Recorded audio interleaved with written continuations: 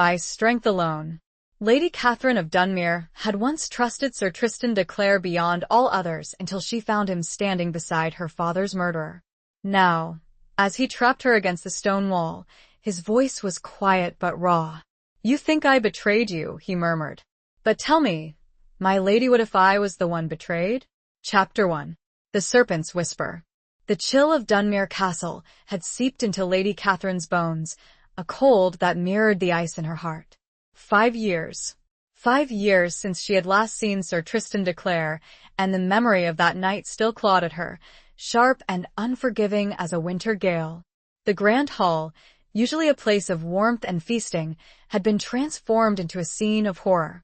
Her father, Lord Alaric of Dunmere, lay sprawled upon the cold stone floor, a crimson stain blooming across his chest, his eyes wide and lifeless. And standing over him, sword dripping with blood, was Tristan. Not just any knight, but Tristan. The man she had secretly, foolishly loved. The man she had trusted with her life, with her family's honor. The man whose smile had once been her son, whose voice had been the melody to her every waking moment. Now, his face was a mask of grim lines etched by hardship and shadowed by a guilt she had never seen before that fateful night.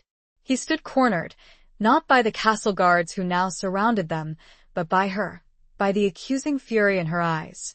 The flickering torchlight cast dancing shadows on the stone walls, making the scene seem even more surreal, a nightmare from which she could not awaken. "You think I betrayed you," he murmured, his voice a low rumble that scraped against the raw edges of her grief. His dark eyes, usually so full of warmth, were now guarded, reflecting the flickering flames like polished obsidian. He was close, too close. She could smell the familiar scent of him, leather, steel, and the faint, clean aroma of the forest after a rain.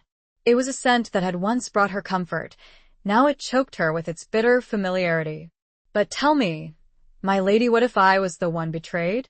The words hung in the air, heavy with unspoken implications. Betrayed? By whom? How?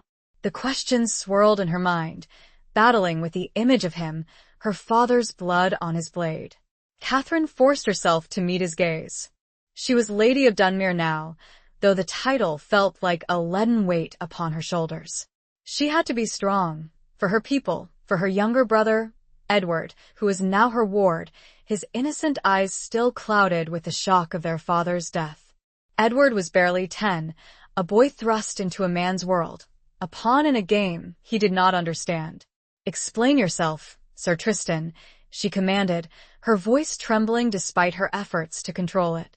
She kept her hand on the hilt of the small dagger she wore at her belt, a useless weapon against a seasoned knight like him, but a symbol nonetheless. A symbol of her defiance, of her refusal to be broken. Tristan's gaze flickered to the dagger, a flicker of something unreadable in his eyes, regret, pity, before returning to her face. "I cannot. Not here. Not now." The hall was filled with the murmurs of the assembled guards, the hushed whispers of the servants who had gathered in the shadows. Lord Elric, her father's closest adviser, a man with eyes as cold and calculating as a winter storm, stepped forward. "Seize him," Elric commanded, his voice ringing with authority. "He is a murderer and a traitor. He shall answer for his crimes." The guards hesitated. Tristan was not just any knight. He was renowned throughout the kingdom for his skill at arms, his unwavering loyalty, his honor. It was that very honor that now seemed to hang in the balance, stained by the blood on his sword. Tristan made no move to resist as the guards approached. He simply held Catherine's gaze, a silent plea in his eyes. A plea she would not understand. "Take him to the dungeons," Catherine ordered, her voice stronger now, fueled by a cold, hard resolve. "He will await trial." As they dragged him away, his shoulder brushed against hers. A fleeting touch, a spark of the warmth that had once been. It sent a shiver through her, a tremor of something she refused to name. She watched him go, his broad back straight, his head held high. Even in defeat, the hall slowly emptied, leaving Catherine alone with her grief and the gnawing questions that clawed at her soul. The bloodstain on the floor seemed to grow larger in the silence, a constant reminder of her loss, of Tristan's betrayal. Or was it his betrayal? His words echoed in her mind. What if I was the one betrayed? She sank to her knees beside the stain, her fingers tracing the cold stone. The scent of iron filled her nostrils, mingling with the faint aroma of the beeswax candles that still burned in their sconces. The grand hall, once a place of joy and laughter, now felt like a tomb. A soft sob escaped her lips. She had loved him.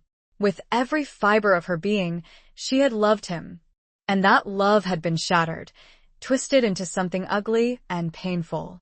She looked up at the high, vaulted ceiling, the intricate carvings lost in the shadows.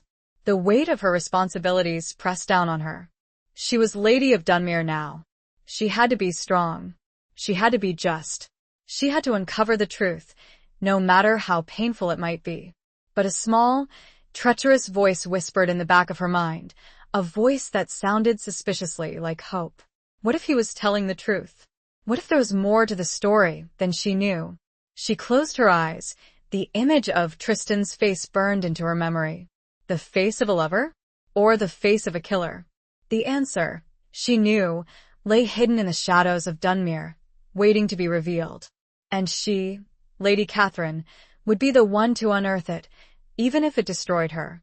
The cold stone beneath her offered no comfort, only the stark, unyielding reality of her new life, a life forever marked by the blade's confession. And that lingering, unsettling question. Chapter 2. Shadows of Dunmere. The days following Tristan's imprisonment were a blur of hushed whispers, furtive glances, and the ever-present weight of responsibility. Catherine moved through the castle like a ghost, her footsteps echoing in the vast, empty corridors. Sleep offered little respite, haunted by recurring nightmares of her father's death and Tristan's accusing gaze. The routine of castle life continued, a macabre dance of normalcy around the gaping wound of loss. Meals were taken in the great hall, though the laughter and boisterous conversation were replaced by a somber silence. Lord Elric, ever present, ever watchful, managed the affairs of the estate with a chilling efficiency that both reassured and unnerved Catherine. He was a man of ambition. She knew, his loyalty to her father always tempered by a keen awareness of his own advancement. Edward, her young brother, clung to her, his small hand constantly seeking hers. He was a quiet child, withdrawn since their father's death, his eyes holding a depth of sorrow that belied his tender years. Catherine tried to comfort him, to reassure him, but her own grief felt like a vast, unbridgeable chasm between them. One crisp autumn morning, Catherine found herself in the castle gardens, seeking a moment of solace amidst the fading blooms.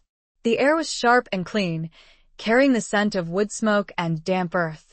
The leaves of the ancient oak trees were turning gold and crimson, a vibrant display of nature's beauty that contrasted sharply with the bleakness in her heart.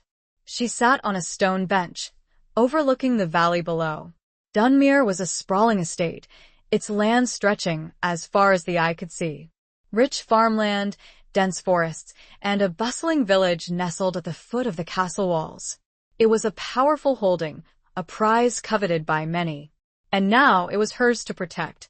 A rustling in the nearby bushes startled her. She rose, her hand instinctively going to the dagger at her belt. A figure emerged from the shadows. Alara, her childhood friend and closest confidant.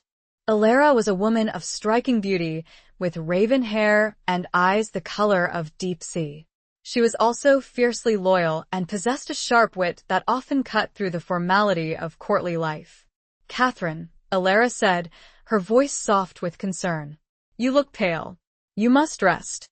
Catherine shook her head. "Rest is a luxury I cannot afford. There is too much to do." Alara sat beside her, her hand covering Catherine's. "Elric is managing the estate. You need not worry." "Elric?" Catherine hesitated. "I trust him, I think. But there is something about him that makes me uneasy." Alara's gaze sharpened. "He is ambitious, yes. But he was loyal to your father. Was he?" Catherine's voice was barely a whisper. Or was he loyal to Dunmere, to the power it represents? Alara was silent for a moment, considering her words. What are you suggesting, Catherine? Catherine looked out at the valley, her gaze lost in the distant hills. I don't know. But Tristan's words, they haunt me. He is a murderer, Catherine, Alara said firmly. You saw him yourself. I saw him with my father's blood on his sword, Catherine corrected. But I did not see him strike the blow. Alara's expression softened. You loved him, didn't you? Catherine's eyes filled with tears.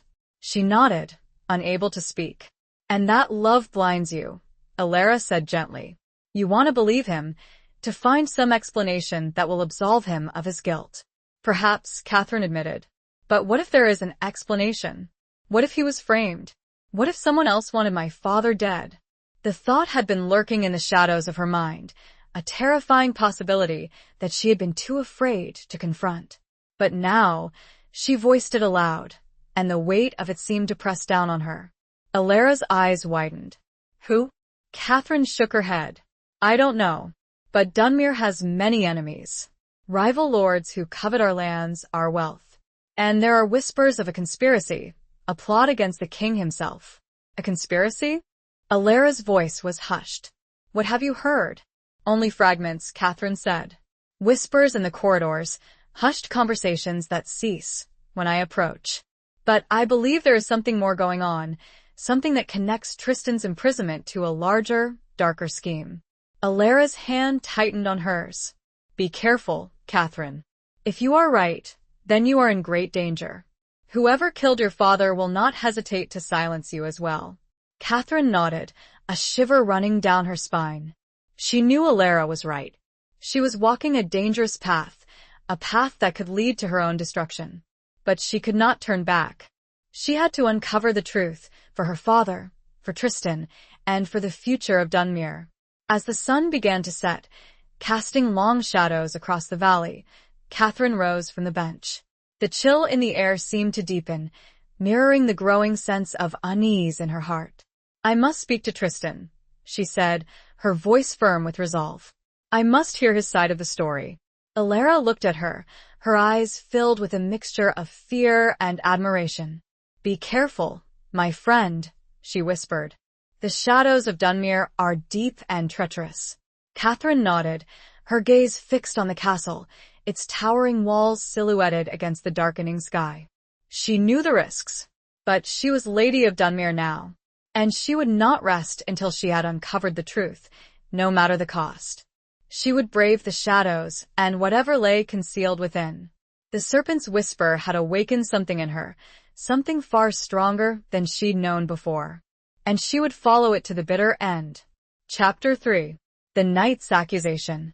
The dungeon was a cold, damp place, the air thick with a stench of mildew and despair.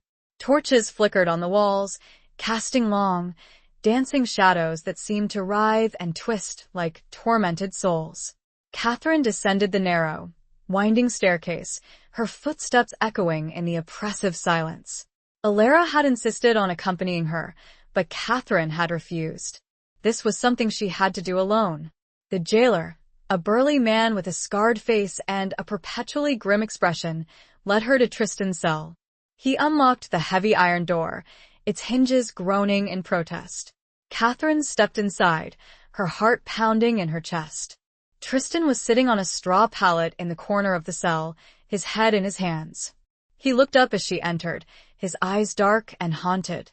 He was thinner than she remembered, his face gaunt, his clothes stained and torn.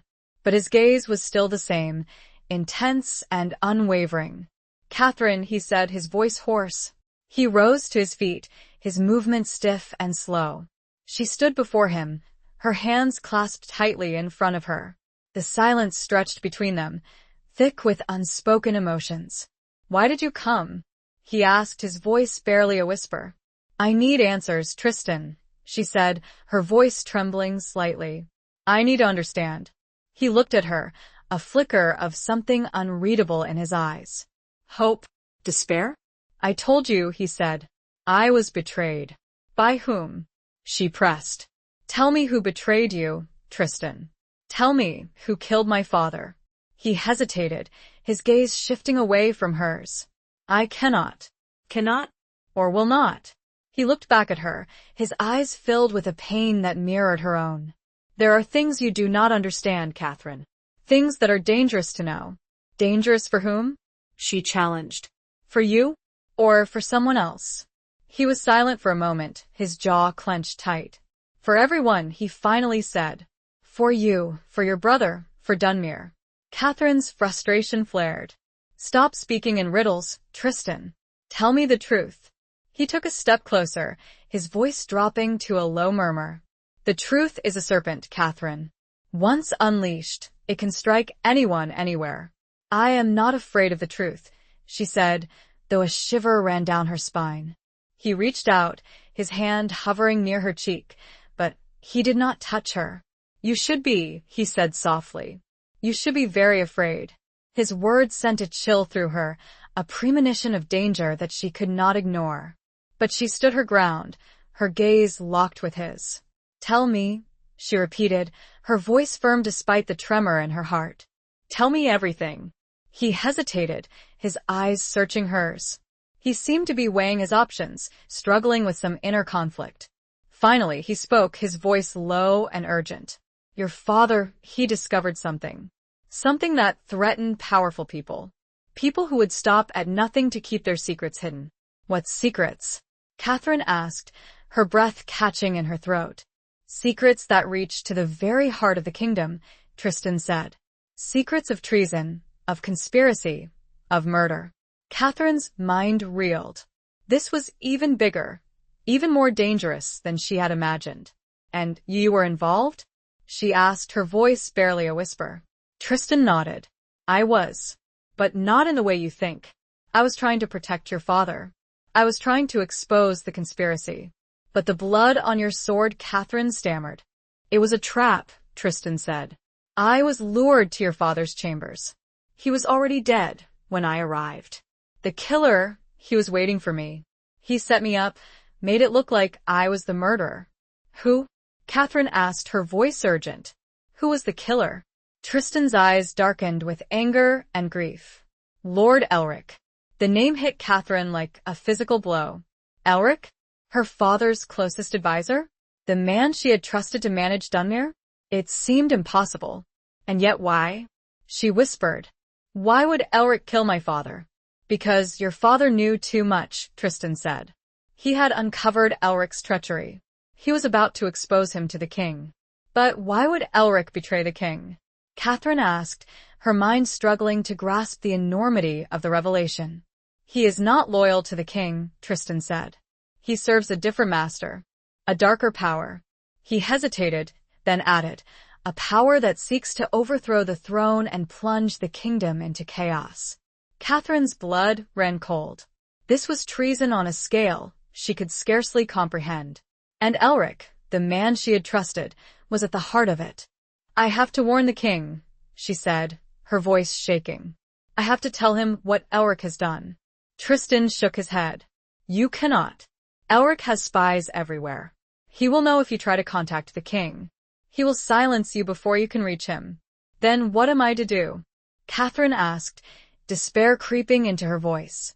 Am I to sit here and wait for Elric to strike again? No, Tristan said, his voice firm.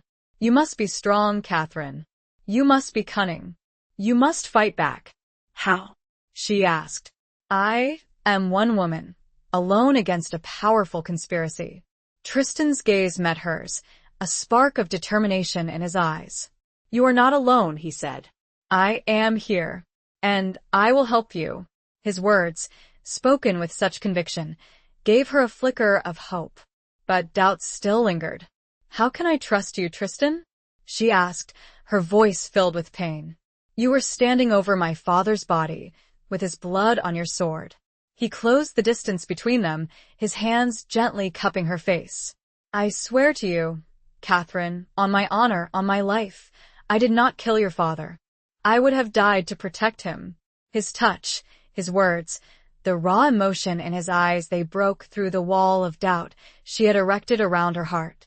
She saw the truth in his gaze, the pain, the regret, the unwavering loyalty that had always been his hallmark. She believed him. A tear slipped down her cheek, followed by another and another.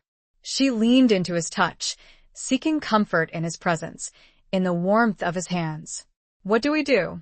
she whispered, her voice choked with emotion. "We fight," he said, his voice firm. "We expose Elric and his conspiracy. We save the kingdom." He drew her closer, his arms wrapping around her in a protective embrace. She clung to him, her body trembling with fear and a flicker of renewed hope. In the cold, dark depths of the dungeon, surrounded by shadows and despair, a spark of defiance had been ignited. A spark that would, they both hoped, grow into a flame that would consume the darkness and illuminate the truth. The knight's accusation had shattered her world, but it had also forged a new bond, a bond of trust and shared purpose in the face of unimaginable danger. And Catherine, now clinging to that fragile connection, was ready to face whatever lay ahead. Chapter 4. A Falcon's Flight. The escape plan was audacious, bordering on reckless, but Catherine saw no other option. Trusting Tristan was a leap of faith, a desperate gamble in a game where the stakes were her life and the fate of Dunmere. He had outlined a daring scheme, relying on his knowledge of the castle's hidden passages and the loyalty of a few trusted individuals. The first step was to secure a message to Alara. Catherine, under the watchful eye of Elric's guards, could not risk a direct communication. Instead, she employed a method used since her childhood, a trained falcon, swift and discreet. She spent the morning in the castle mews, ostensibly inspecting the birds, a task she often undertook to escape the stifling atmosphere of the court. She chose a young, spirited falcon named Shadow, its plumage as dark as the secrets she carried. With trembling fingers, she attached a tiny, tightly rolled parchment to the bird's leg. The message was brief, cryptic, but she hoped Alara would understand. "The serpent strikes. Trust the night. Prepare for flight." She whispered a prayer to the old gods, the gods of the forest and the wind, and released the falcon. It soared into the sky, a dark speck against the pale blue, carrying her hopes and fears with it. The wait was agonizing. Catherine returned to her chambers, her heart pounding with a mixture of anticipation and dread. Every creak of the floorboards, every rustle of the tapestries, sent a jolt of fear through her. She knew Elric's spies were everywhere, watching her every move. Hours crawled by. The sun began to set, casting long shadows across the room. Catherine paced restlessly, her mind racing. Had the falcon reached Alara? Had she understood the message? Or had it been intercepted, revealing their plans to Elric? Just as despair began to creep in, a soft tapping at her window startled her. She rushed to the window, her heart leaping with hope. It was Shadow, the falcon, returned. She quickly retrieved the bird, her fingers fumbling with a tiny parchment attached to its leg. She unrolled it, her eyes scanning the brief message. "Ready. At midnight. The old chapel." Relief washed over her, so profound it almost brought her to her knees. Alara had understood. The plan was in motion. The next few hours were a torment of anticipation. Catherine forced herself to eat a meager supper, her stomach churning with nerves. She changed into a simple, dark dress, more suitable for riding than courtly attire. She packed a small bag, containing a few essential items: a cloak, a dagger, a pouch of coins, and a small, silver locket containing a miniature portrait of her father. As midnight approached, she slipped out of her chambers, her footsteps silent on the stone floor. The castle was quiet, most of its inhabitants asleep. Only the occasional watchman patrolled the corridors, their footsteps echoing in the vast emptiness. Catherine moved like a shadow, hugging the walls, avoiding the pools of light cast by the flickering torches. She reached the old chapel, a small, secluded sanctuary tucked away in a forgotten corner of the castle. It was a place of peace and quiet contemplation, a place where she had often sought solace in her childhood. Alara was waiting for her, cloaked and hooded, her face pale but determined. Beside her stood 2 horses, saddled and ready to ride. "Are you ready?" Alara asked, her voice low and urgent. Catherine nodded, her heart pounding in her chest. Yes. They slipped out of the chapel, leading the horses through the darkened gardens. The night was cool and crisp, the air filled with the scent of damp earth and the distant sound of an owl hooting. They reached the stables, where a young stable boy, Thomas, a loyal servant who had been secretly informed of their plan, was waiting for them. He held the reins of a third horse, a magnificent black stallion, Tristan's warhorse, Valiant. "Godspeed, my lady," Thomas whispered, his voice trembling slightly. Catherine smiled at him, grateful for his loyalty. "Thank you, Thomas." They mounted their horses and rode out of the stables, their hooves muffled by the soft earth. They followed a narrow, winding path that led through the forest, away from the castle. As they rode, Catherine looked back at Dunmere, its towering walls silhouetted against the moonlit sky. A wave of sadness washed over her. She was leaving her home, her heritage, everything she had ever known. But she knew she had no choice. She was fleeing for her life, and for the chance to reclaim what was rightfully hers. The forest was dark and silent, the only sound the rustling of leaves and the occasional snap of a twig. Catherine rode beside Alara, their horses keeping pace. She glanced at her friend, her face illuminated by the moonlight. Alara's expression was grim, but her eyes held a spark of determination. They rode for hours, pushing their horses to their limits. The sky began to lighten, the first rays of dawn painting the eastern horizon with hues of pink and gold. They reached a small, secluded clearing, a place Tristan had designated as their rendezvous point. He was waiting for them, standing beside a small campfire, his face etched with worry. He rushed towards them as they dismounted, his eyes scanning Catherine's face. "Are you all right?" he asked, his voice filled with concern. "Yes," Catherine said, her voice hoarse from the long ride. "We're safe for now." He embraced her, his arms holding her tight. She leaned into him, drawing strength from his presence. "We must keep moving," he said, releasing her. "Elric will not be far behind." They rested for a short while, sharing a meager breakfast of bread and cheese. The rising sun cast a warm glow over the clearing, chasing away the shadows of the night. As they prepared to depart, Catherine looked back at the forest, her gaze lingering on the distant silhouette of Dunmere Castle. She knew the road ahead would be long and dangerous. But she was no longer alone. She had Tristan, she had Alara, and she had a falcon's flight that gave her courage. She had a purpose, and she would not rest until she had fulfilled it. The shadows were still there, but a glimmer of dawn had begun to break through. Chapter 5. The Price of Silence. The journey was arduous, a constant flight from the unseen threat of Elric's pursuit. They traveled by day and night, avoiding main roads, sticking to hidden paths and treacherous trails. They slept in snatches, under the open sky or in the shelter of dense forests, their bodies aching, their spirits weary. Tristan led them with a quiet confidence, his knowledge of the terrain proving invaluable. He was a skilled tracker, able to read the signs of the forest, anticipating danger before it struck. He was also a fierce protector, his hand never far from the hilt of his sword. Catherine, despite her exhaustion, found a new strength within herself. The fear was still there, a constant companion, but it was tempered by a growing determination. She was no longer the sheltered lady of Dunmere, confined to the walls of her castle. She was a fugitive, a warrior, fighting for her life and for the future of her kingdom. Alara, ever practical, tended to their needs, foraging for food, mending their clothes, and offering a quiet word of encouragement when their spirits flagged. She was a constant source of strength and stability, a reminder of the life they were fighting to reclaim. One evening, as they huddled around a small campfire, Tristan spoke of the conspiracy that had ensnared them. He revealed the existence of a secret society, known as the Order of the Serpent, a group of powerful nobles who sought to overthrow the king and seize control of the realm. Elric, he explained, was a high-ranking member of the order, his ambition fueled by a lust for power and a deep-seated hatred for the royal family. "Your father discovered their plot," Tristan said, his voice low and grave. He had gathered evidence, proof of their treachery.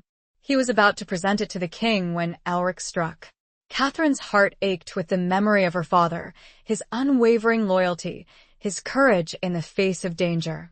She understood now the price of his silence, the sacrifice he had made to protect his kingdom.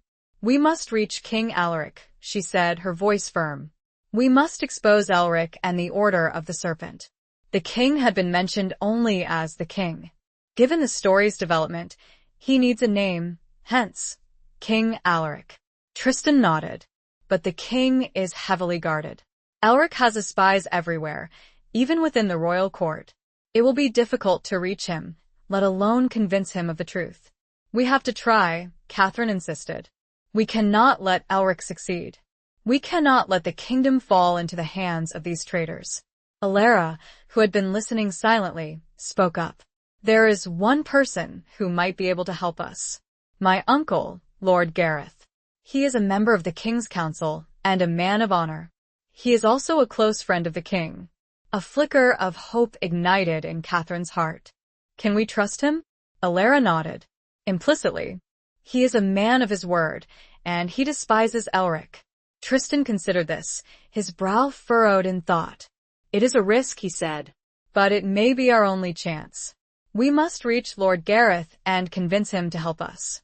They agreed to alter their course, heading towards Lord Gareth's estate, a journey of several days through treacherous mountain passes. The terrain was rugged, the weather unpredictable, and the threat of discovery ever-present. As they rode, Catherine found herself drawn to Tristan, her initial mistrust slowly fading, replaced by a growing admiration and something more. She watched him as he led them, his strength, his courage, his unwavering commitment to justice. She saw the pain in his eyes, the burden of guilt he carried, even though he was innocent. One evening, as they rested by a mountain stream, she found herself alone with him. The sun was setting, casting a golden glow over the landscape. The sound of the rushing water filled the air, a soothing melody that eased the tension in her heart. She sat beside him, her shoulder brushing against his. "Thank you, Tristan," she said softly, "for everything." He looked at her, his dark eyes filled with a warmth that sent a shiver through her. "I made a vow to your father," he said, "to protect you, to protect Dunmere. I will not break that vow." "I know," she said. I believe you." He reached out, his hand gently touching her cheek. His touch was tender, hesitant, as if he were afraid to break some fragile spell. "Catherine," he whispered, his voice husky with emotion. He hesitated, his eyes searching hers. She saw the conflict in his gaze, the battle between duty and desire. She leaned towards him, her heart pounding in her chest. She wanted him to kiss her, to hold her, to erase the pain and fear that had consumed her for so long. But before their lips could meet, a sudden noise startled them. The sound of horses' hooves, approaching fast. They sprang to their feet, their hands reaching for their weapons. Elric's men had found them. The price of silence had been paid. Now the price of freedom would be tested. The fleeting moment of peace was shattered, replaced by the harsh reality of their desperate flight. And the ever-present threat that loomed, closing in with the swiftness of a predator. Chapter 6. Whispers in the Cloisters. The ambush was swift and brutal. Elric's men, a dozen strong, emerged from the trees, their swords drawn, their faces grim. Tristan, Catherine, and Alara fought back with desperate courage, but they were outnumbered and outmatched. Tristan, a whirlwind of steel, cut down 2 men before a heavy blow to his head sent him sprawling. Catherine, armed only with her dagger, fought with a ferocity born of desperation, but she was no match for the seasoned soldiers. Alara, using her riding crop as a makeshift weapon, managed to unhorse one of the attackers before she was disarmed and thrown to the ground. Catherine watched in horror as 2 of Elric's men dragged Tristan, unconscious, towards a waiting wagon. She struggled against her captors, screaming his name, but her efforts were futile. "Take them to the monastery," a gruff voice commanded. It was the captain of Elric's guard, a man with a cruel scar that ran across his cheek. Lord Elric will deal with them there. Catherine and Alara were bound and gagged, then thrown into the back of the wagon alongside Tristan. The journey was a blur of pain and fear. Catherine's head throbbed from a blow she had received, and her wrists and ankles were raw from the ropes that bound them. The monastery of St. Michael was a forbidding structure, perched high on a rocky crag, its walls shrouded in mist. It was a place of silence and solitude, a place where monks devoted their lives to prayer and contemplation. But it was also a place of secrets, a place where Elric could hold them captive without fear of interference. They were dragged through the cold, stone corridors, the silence broken only by the echo of their footsteps and the muffled sobs of Alara. Catherine tried to catch Tristan's eye, but he remained unconscious, his face pale and bloodied. They were thrown into separate cells, small, windowless rooms with nothing but a straw pallet and a wooden bucket. Catherine's cell was damp and cold, the air thick with the smell of mildew. She sank to the floor, her body trembling with exhaustion and despair. She had failed. She had failed to reach King Alaric. She had failed to expose Elric, and she had failed to protect Tristan. She was trapped, alone, and at the mercy of her enemies. Hours crawled by. The silence of the monastery was oppressive, broken only by the occasional tolling of a bell. Catherine tried to pray, but her mind was a whirl of fear and uncertainty. She thought of her father, of her brother, of Dunmere. She thought of Tristan, his strength, his courage, his unwavering loyalty. As darkness fell, a flicker of light appeared beneath her door. A shadow moved, and then a soft voice whispered her name. "Catherine, are you awake?" It was Alara. Catherine crawled to the door, her heart pounding with a flicker of hope. "Alara? Is that you?" "Yes," Alara whispered. "Are you all right?" I think so," Catherine said. "What about Tristan?" "He is alive," Alara said. "But he is badly injured. They have him in a separate cell under guard." Catherine's heart sank. She had to reach him. She had to help him. "We have to escape," she whispered. "We have to find a way out of here." "I know," Alara said. "But it will not be easy. The monastery is heavily guarded." "There must be a way," Catherine insisted. "We cannot give up." They spent the next few hours whispering through the crack beneath the door, sharing information, formulating a plan. Alara, who had managed to conceal a small knife in her boot, was working to loosen the ropes that bound her. "I overheard the guards talking," Alara whispered. "They said Elric is coming here tomorrow. He plans to interrogate us." Catherine's blood ran cold. She knew what that meant. Torture. "We have to escape before he arrives," she said, her voice urgent. "We have no time to lose." Alara continued to work on her bonds, her fingers bleeding, her face pale with determination. "I almost have it," she whispered. Just a little more suddenly, they heard footsteps approaching. They fell silent, their hearts pounding in their chests. A key turned in the lock of Catherine's cell door. The door creaked open, and a figure stepped inside. It was not a guard. It was a monk, clad in a simple brown robe, his face hidden in the shadows of his hood. "Lady Catherine?" he whispered. Catherine hesitated, unsure whether to trust him. "Who are you?" The monk lowered his hood, revealing a young, earnest face. "My name is Brother Thomas," he said. "And I am here to help you." He held up one of the robes, showing Catherine. Brother Thomas's presence was unexpected. A whisper of hope, cutting through the oppressive silence, offering a sliver of possibility in the otherwise bleak and desolate confinement. The monastery, a place of Elric's choosing, held its own secrets, and perhaps its own resistance. But the danger was palpable, and the night held its breath, awaiting the dawn, and Elric's arrival. Chapter 7. The Lion's Decree. Brother Thomas, it turned out, was not what he seemed. He was, in fact, a young nobleman, sent by Lord Gareth, Alara's uncle, to infiltrate the monastery and aid in their escape. He had disguised himself as a monk, using his family's connections to gain access to the secluded order. "Lord Gareth received your falcon, my lady," Brother Thomas explained in hushed tones. He fears for your safety and has instructed me to get you out of here before Lord Alric arrives. The plan was intricate, relying on Brother Thomas's knowledge of the monastery's layout and routines. He had managed to procure a key to Tristan's cell and a map of a secret passage that led out of the monastery, a relic from a time when the monks had needed to escape persecution. Under the cover of darkness, Brother Thomas led Catherine and Alara to Tristan's cell. The sight of him, bruised and battered but conscious, filled Catherine with a surge of relief. He was weak, but his eyes still held that familiar spark of defiance. "Catherine," he whispered, his voice hoarse. "You came. We're getting you out of here," she said, her voice filled with determination.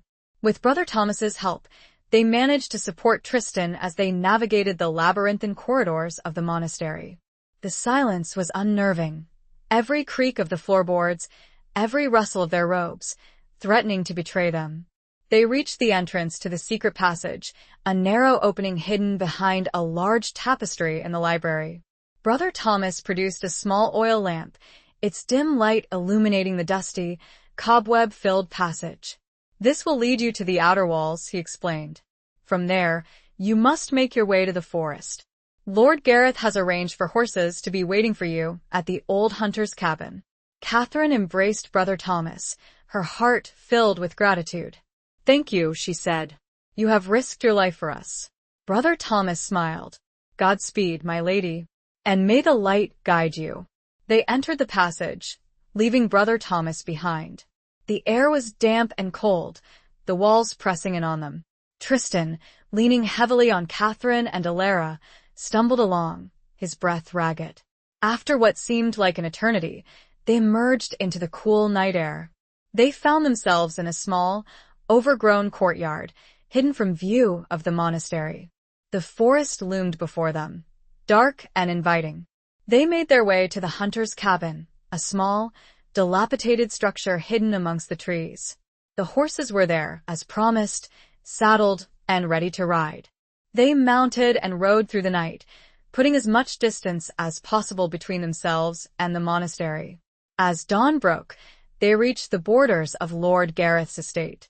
Lord Gareth, a tall, imposing man with a stern face and a keen eye, greeted them warmly. He was a seasoned warrior, a loyal subject of the king, and a man of unwavering honor. He listened to their story with growing anger, his hand resting on the hilt of his sword. "Alric is a traitor," he said, his voice filled with fury. "He must be brought to justice. I will take you to the king myself." The journey to the royal court was swift and secure. Lord Gareth, with his retinue of armed men, ensured their safety. They arrived at the king's castle, a magnificent fortress that stood as a symbol of power and authority. King Alaric, a man in his late 50s, with a regal bearing and a weary gaze, received them in his private audience chamber. He listened patiently as Catherine, supported by Tristan and Lord Gareth, recounted the events of the past weeks, revealing Alric's treachery and the conspiracy of the Order of the Serpent. The king's face grew pale as he heard their story. He had trusted Alric, had considered him a loyal advisor. The betrayal cut him deeply. I find this difficult to believe," he said, his voice shaking. "Alric has served me faithfully for many years." Lord Gareth stepped forward. "Your Majesty, I have known Alric for many years as well. I have always suspected his ambition, his ruthlessness. But I never imagined he would stoop to treason." Tristan, despite his weakened state, spoke with conviction. "Your Majesty, Alric murdered Lord Alaric of Dunmere. He tried to kill Lady Catherine and me. He is a dangerous man, and he must be stopped." Catherine presented the evidence her father had gathered, the documents that detailed Alric's dealings with the Order of the Serpent. The king examined them, his eyes widening in disbelief and horror. Finally, he looked up, his gaze filled with a mixture of anger and resolve. This is monstrous," he said. "Alric must be brought to justice. He will answer for his crimes." He turned to Lord Gareth. "Summon Alric to court. Tell him I require his presence immediately, and place him under arrest." Lord Gareth bowed. "As you command, Your Majesty." The king then turned to Catherine and Tristan, his expression softening. You have both shown great courage and loyalty. You have risked your lives to save the kingdom. I am forever in your debt." He rose from his throne and embraced Catherine. "You are your father's daughter, Lady Catherine. You have his strength, his courage, his unwavering sense of justice." He then turned to Tristan, his gaze filled with respect. "You are a true knight, Sir Tristan. You have proven your honor, your loyalty, beyond any doubt." The lion's decree had been made. Justice, it seemed, would finally be served. But the shadow of the serpent still lingered, and the battle was far from over. The relief was palpable, but it was tempered with the knowledge that Elric was still at large, and the order of the serpent remained a threat. The king's support was a crucial victory, but it was only the first step in a long and dangerous road to reclaim Dunmere and restore peace to the kingdom. Chapter 8. Beneath a Hunter's Moon. Elric's arrival at court was a spectacle of arrogance and defiance.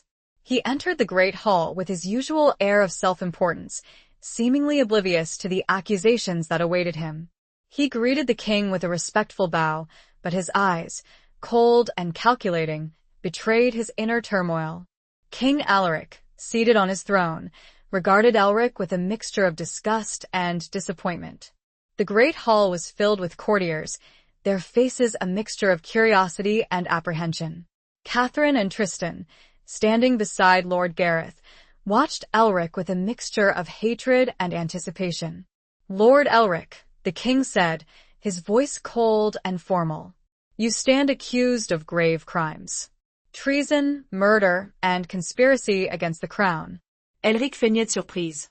"Your Majesty, I am shocked and appalled by these accusations. I am your loyal servant. I have always served you faithfully." "Your loyalty is a lie," the king retorted. "I have evidence of your treachery. Documents that detail your dealings with the Order of the Serpent, your plot to overthrow the throne." Elric's composure finally cracked. A flicker of fear crossed his face, but he quickly regained his composure. "These documents are forgeries," he said, his voice rising. "Fabrications designed to discredit me. I am the victim of a conspiracy, a plot by my enemies to usurp my position." Catherine stepped forward, her voice ringing with conviction. "You are the conspirator, Elric. You murdered my father. You tried to kill me, and Tristan. You are a traitor to the kingdom." Elric turned to her, his eyes filled with hatred. "You are a foolish girl, Lady Catherine. You are blinded by grief and manipulated by lies." Tristan stepped forward, his hand resting on the hilt of his sword. "Your lies end here, Elric. You will answer for your crimes." Elric sneered. "You are a disgraced knight, Tristan. A murderer. Your word means nothing." Lord Gareth stepped forward, his voice booming through the hall. "Enough of this charade, Elric. Your guilt is clear. Surrender yourself to the king's justice." Elric's eyes darted around the hall, assessing his options. He was surrounded by the king's guards, his escape cut off. He knew he was cornered, but he was not defeated. With a sudden, swift movement, he drew a hidden dagger from his sleeve and lunged at the king. A collective gasp arose from the courtiers. Chaos erupted. Tristan, reacting with lightning speed, intercepted Elric, his sword clashing with the dagger. The two men grappled, their faces inches apart, their eyes locked in a deadly struggle. Catherine screamed, her heart pounding in her chest. She watched in horror as Elric, fueled by desperation and rage, fought with surprising strength. Tristan, still weakened from his injuries, struggled to overpower him. Elric managed to break free, his dagger slashing across Tristan's arm, drawing blood. But Tristan, with a surge of adrenaline, disarmed Elric, his sword pointing at the traitor's throat. "It's over, Elric," Tristan said, his voice grim. "Surrender." Elric, his face contorted with rage and defeat, spat on the floor. "Never," he hissed. Before Tristan could react, Elric grabbed a nearby torch and hurled it at a large tapestry hanging on the wall. The tapestry instantly caught fire, flames spreading rapidly across the dry fabric. The hall was plunged into chaos. Smoke filled the air, choking the courtiers, obscuring their vision. Alric used the confusion to his advantage, slipping away through a side door. Tristan, coughing and blinded by the smoke, tried to follow him, but he was hampered by the fleeing courtiers and the spreading flames. Catherine, her eyes burning from the smoke, rushed to Tristan's side. "Are you all right?" she asked, her voice filled with concern. "I am fine," Tristan said, wiping the blood from his arm. But Elric he escaped. Lord Gareth, his face grim, ordered his men to pursue Elric and to extinguish the fire. The Great Hall, once a symbol of royal power, was now a scene of chaos and destruction. The fire was eventually brought under control, but not before it had caused significant damage. The tapestry, a priceless work of art, was reduced to ashes. The hall was filled with smoke and soot, the air thick with the smell of burning wood. As the smoke cleared, Catherine and Tristan stood amidst the wreckage, their faces grim. Elric had escaped, and the threat of the Order of the Serpent remained. The hunter's moon hung high in the sky, casting an eerie glow over the scene. The events of the evening had shaken them, but they had also strengthened their resolve. They knew the battle was far from over. They had to find Elric, they had to expose the Order of the Serpent, and they had to save the kingdom. The warmth of the brief, almost kiss by the stream, was a distant memory, replaced by the chilling reality of their situation. But beneath the fear and uncertainty, a spark of determination still burned. They would face the darkness together, guided by the light of their shared purpose, and fueled by the growing bond between them. Elric's escape, though a setback, had also clarified their path. The lines were drawn, the stakes were clear, and the hunt was on. Chapter 9. The Torn Tapestry. The aftermath of the fire left the court in disarray. The king, shaken but unharmed, ordered a full investigation into the Order of the Serpent, determined to root out its members and bring them to justice. Lord Gareth, with his unwavering loyalty and military expertise, was placed in charge of the investigation. Catherine and Tristan, despite their exhaustion and injuries, were determined to assist in the hunt for Elric. They knew he was the key to unraveling the conspiracy, and they would not rest until he was captured. The torn tapestry, however, offered a clue, not in its destruction but in its design. Before the fire, Catherine had a moment, a brief, terrified moment, to glimpse details before the flames took hold. Among the woven threads depicting a historical battle scene, she recalled a specific, unusual emblem, a serpent coiled around a broken sword. It wasn't part of the known historical record of that battle. She discussed it with Tristan and Lord Gareth. "It's not just decoration," Catherine insisted, pacing the length of Gareth's war room. "It's a symbol, something Elric reacted to. He threw the torch at that specific section." Tristan, his arm bandaged but his mind sharp, nodded. The Order of the Serpent.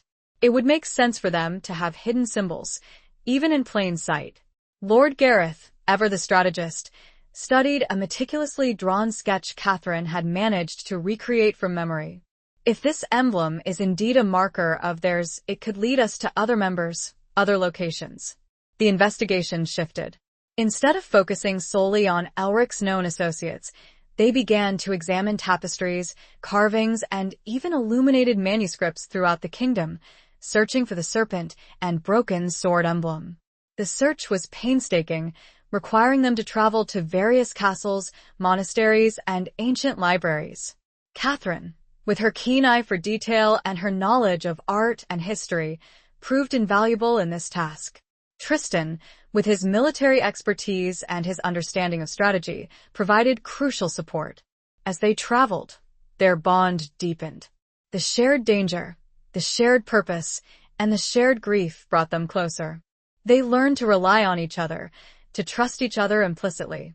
They found solace in each other's company, a brief respite from the darkness that surrounded them.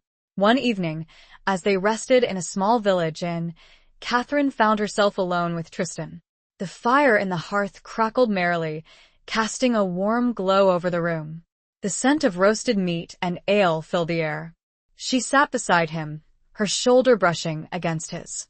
"Do you ever think about what we will do after all this is over?" she asked softly. He looked at her, his dark eyes filled with a tenderness that made her heart ache. "I do," he said. "I think about Dunmere, about rebuilding it, making it stronger, safer.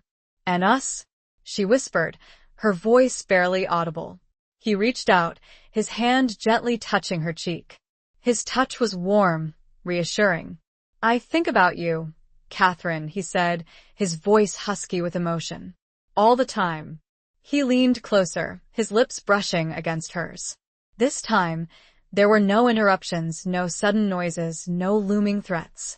The kiss was soft, tentative at first, then deepening with a passion that had been building for weeks. It was a kiss of hope, of longing, of a love that had blossomed amidst the darkness. They broke apart, their eyes locked, their hearts pounding. The unspoken question hung in the air between them. "When this is over," Tristan said, his voice rough with emotion, "I want to ask you something. Something important." Catherine nodded, her heart filled with a mixture of joy and trepidation. She knew what he wanted to ask, and she knew her answer. But for now, they had a mission to complete. They had a conspiracy to unravel, a kingdom to save. Their personal desires, their hopes for the future, would have to wait. The following day, their search led them to an ancient library hidden deep within a secluded forest. The library was a repository of forgotten knowledge, a place where ancient scrolls and manuscripts lay gathering dust. As they examined the dusty tomes, Catherine discovered a hidden chamber concealed behind a revolving bookcase. Inside the chamber, they found a collection of documents that detailed the history of the Order of the Serpent, its origins, its members, and its plans. And among the documents, they found a map that revealed the location of the Order's secret headquarters, a fortress hidden deep within the treacherous mountains that bordered the kingdom. The torn tapestry had led them to their goal. The emblem, a symbol of betrayal and conspiracy, had also become a symbol of hope, a guide to uncovering the truth. The hunt was nearing its end, but the final confrontation, they knew, would be the most dangerous of all. The discovery felt like a victory, but it was a victory tinged with the knowledge that the path ahead would lead them into the very heart of darkness. Chapter 10. Scars of the Past. The journey to the Order of the Serpent's fortress was perilous, a trek through rugged mountains and treacherous passes. The weather was harsh, the terrain unforgiving, and the threat of discovery ever-present. Tristan, Catherine, and Lord Gareth, accompanied by a small band of Gareth's most trusted men, pressed on, their determination fueled by the knowledge that they were closing in on their quarry. As they climbed higher into the mountains, the air grew thin and cold. The landscape was stark and desolate, a fitting backdrop for the confrontation that awaited them. They traveled mostly at night, hiding during the day to avoid detection. One evening, as they huddled around a small campfire, seeking warmth and respite from the biting wind, Catherine noticed Tristan staring into the flames, his face etched with a familiar pain. She had seen that look before, the haunted expression that spoke of a past he rarely discussed. She sat beside him, her shoulder brushing against his. "What is it, Tristan?" she asked softly. "What troubles you?" He hesitated, his gaze shifting away from hers. "It's nothing," he said. "It's not nothing," she insisted. "I know you. I see the pain in your eyes." He sighed, his shoulders slumping. "It's this place," he said, his voice low. "It reminds me of another battle, another loss." Catherine waited, her heart aching for him. She knew he carried scars, both visible and invisible, from his years as a knight. He finally spoke, his voice barely a whisper.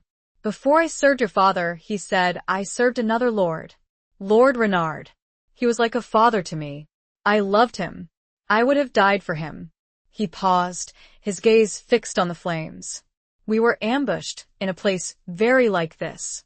Outnumbered, surrounded. We fought bravely, but we were overwhelmed." Catherine gently placed her hand on his arm, offering silent comfort.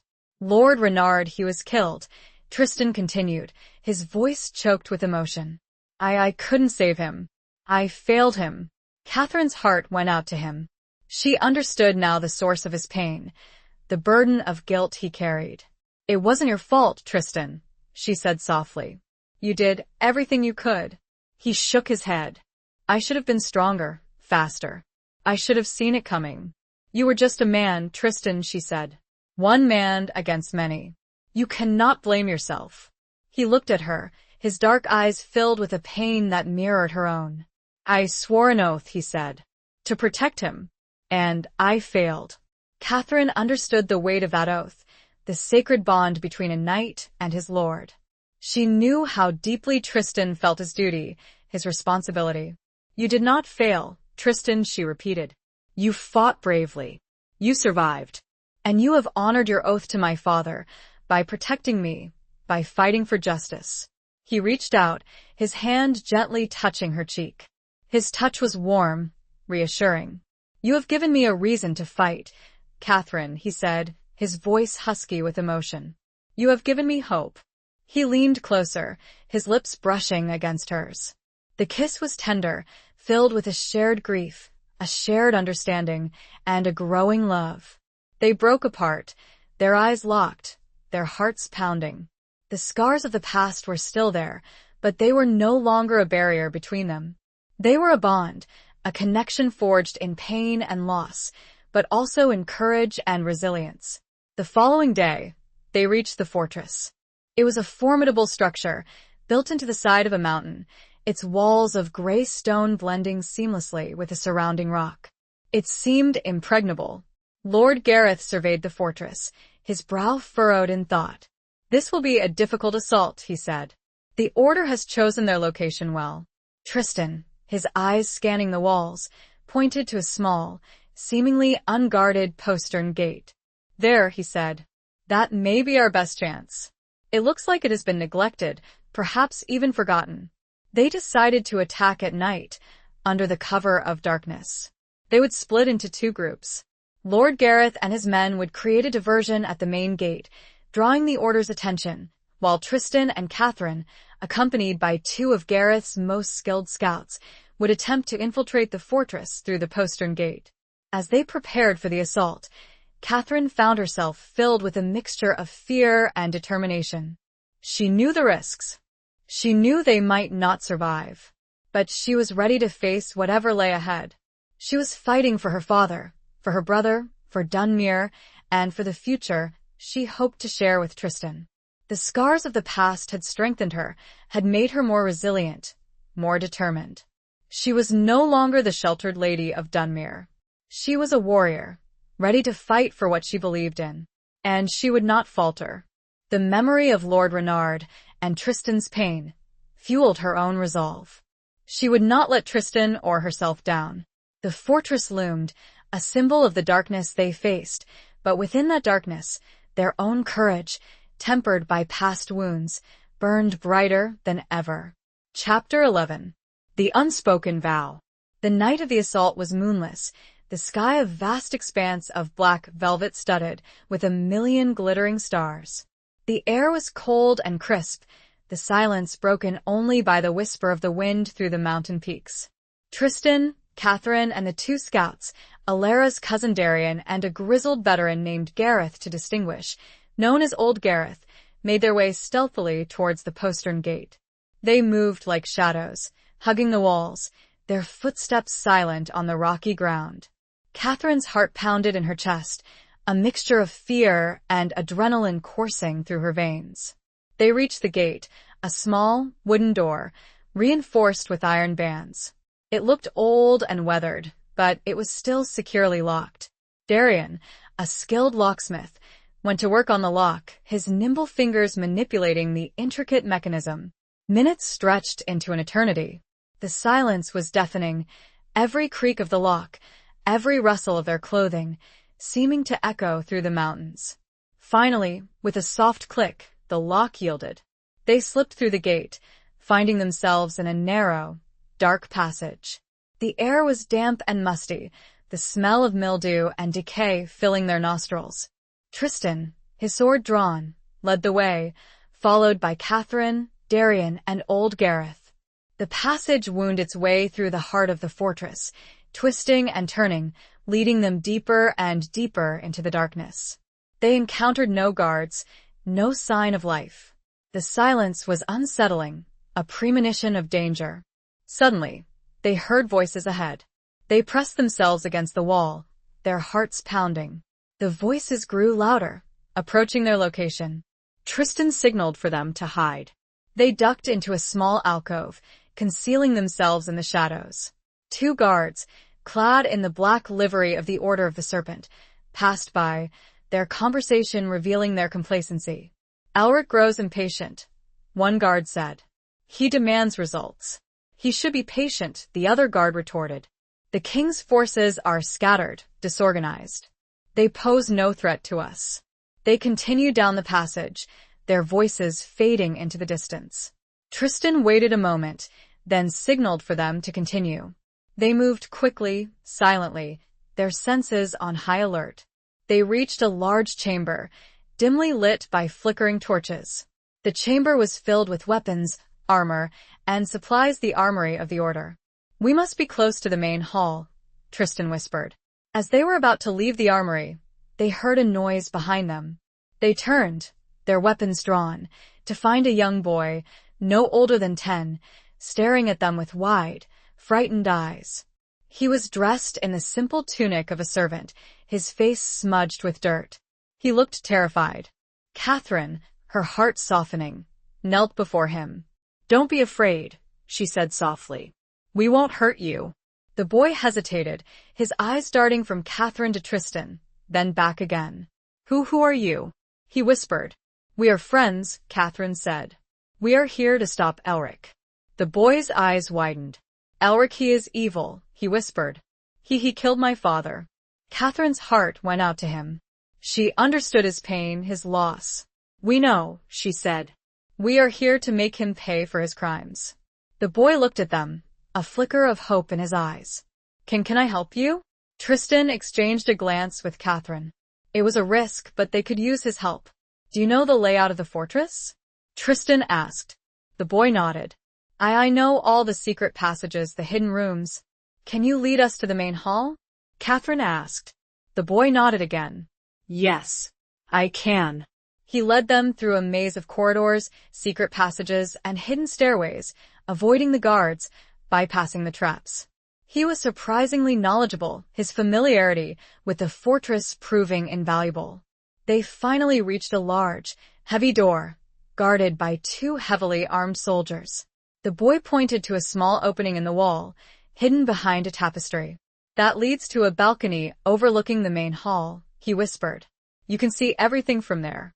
Tristan, Catherine, Darian, and old Gareth slipped through the opening, finding themselves on a narrow balcony, overlooking a vast, opulent hall. Below them, Elric was addressing a gathering of the Order of the Serpent. He stood on a raised dais, his face illuminated by the flickering light of torches. He was surrounded by his followers, a collection of powerful nobles, all clad in black. Elric was speaking of his plans, his voice filled with arrogance and ambition. He spoke of overthrowing the king, of seizing control of the kingdom, of establishing a new order, ruled by the serpent. As Catherine listened, her anger grew. She saw the faces of the men who had betrayed her father, who had plotted against the kingdom, who had caused so much pain and suffering. She looked at Tristan, her eyes filled with determination. He met her gaze, his expression mirroring her own. Before either of them could speak, before a plan could be hatched, the young boy's name was Finn slipped past them and down a set of stairs, emerging into the great hall. He ran toward Elric, shouting, "Murderer! Traitor!" Elric stopped speaking.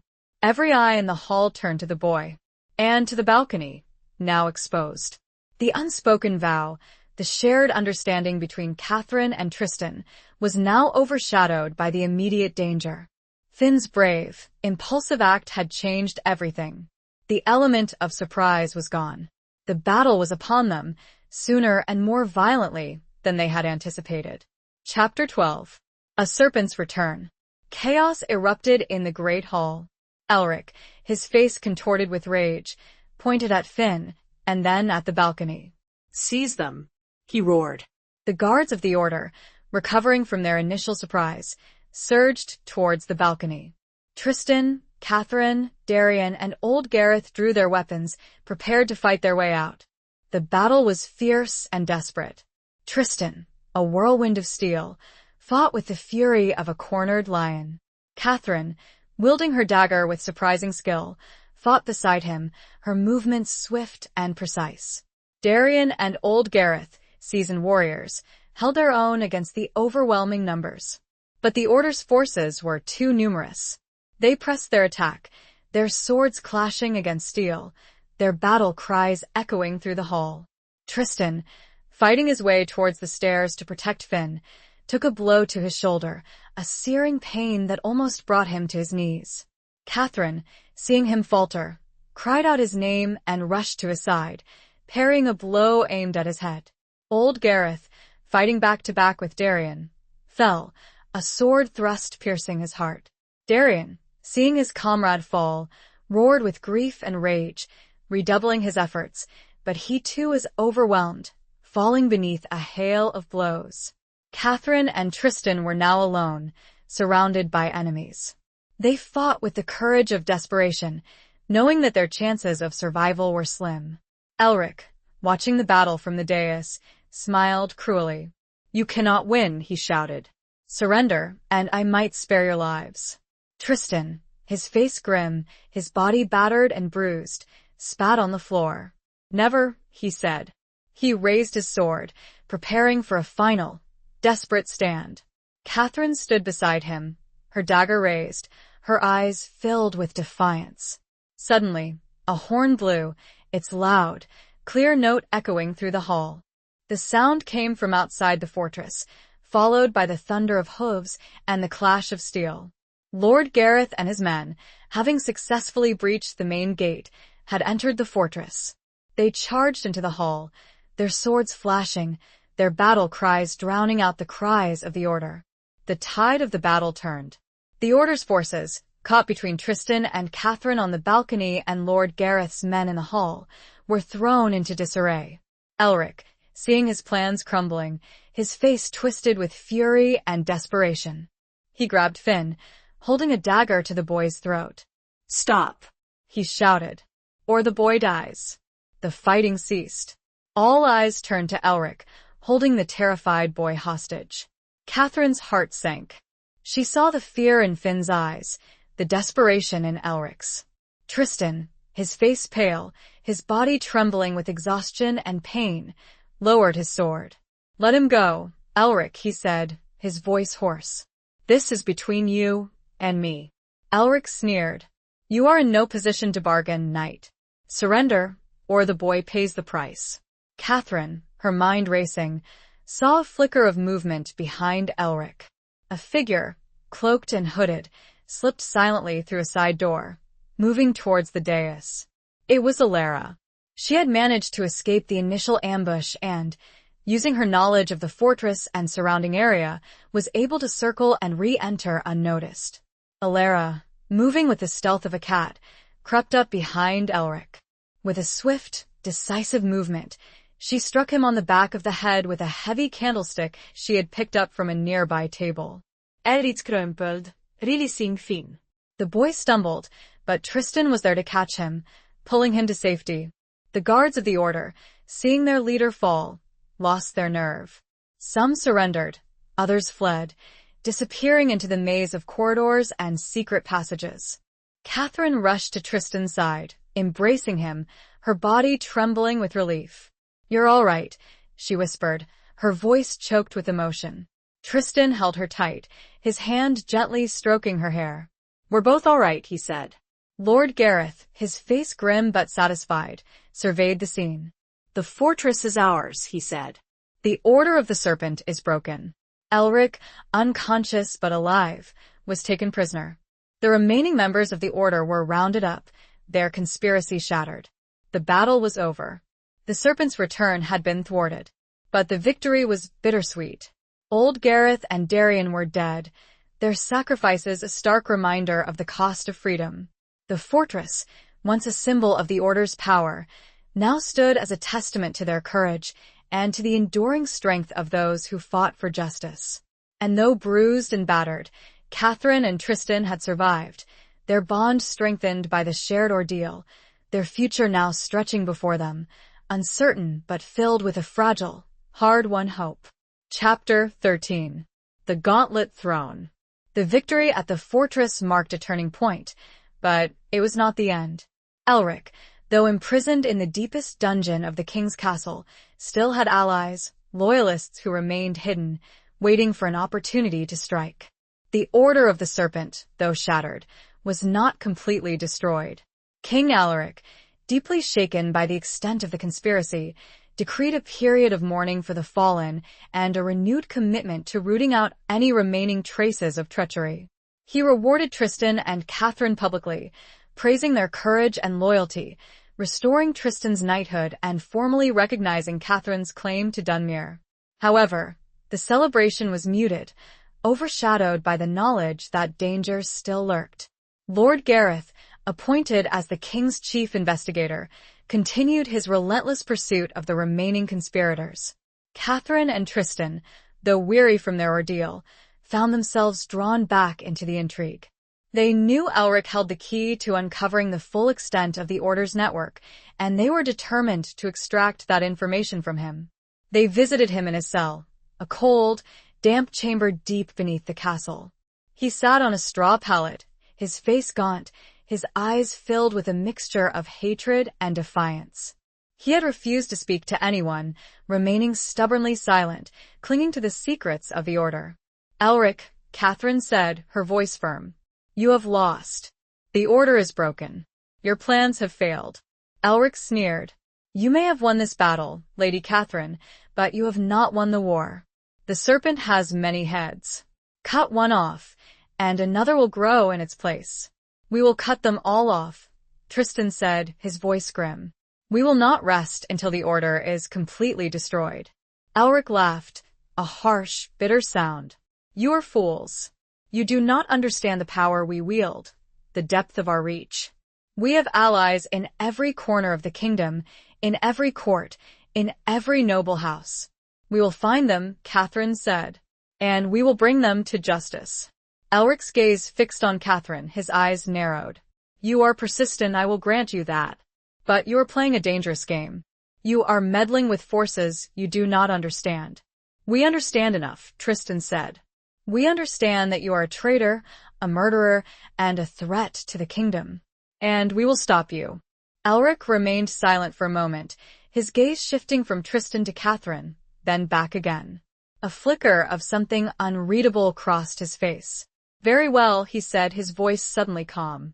I will tell you what you want to know, but on one condition. Catherine and Tristan exchanged a glance. This was unexpected. What condition? Catherine asked.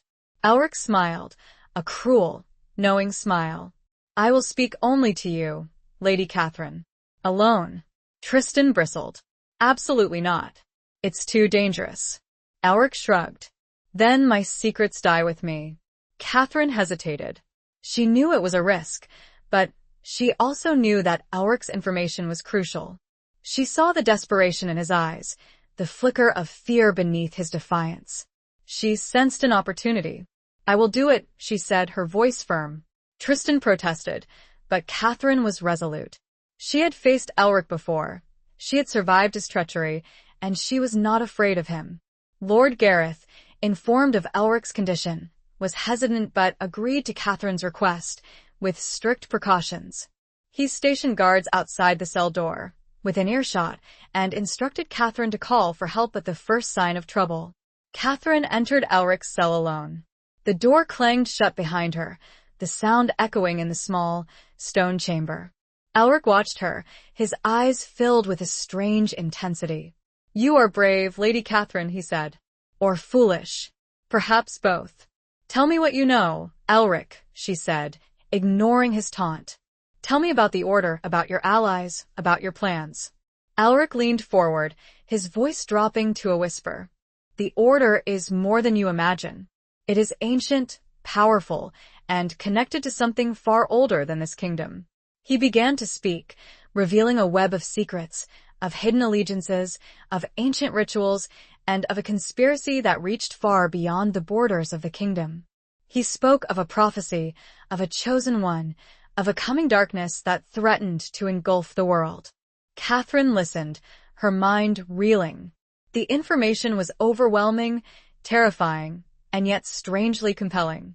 Elric's confession was a gauntlet thrown down. Not a challenge of steel, but of knowledge, of understanding the true scope of the threat.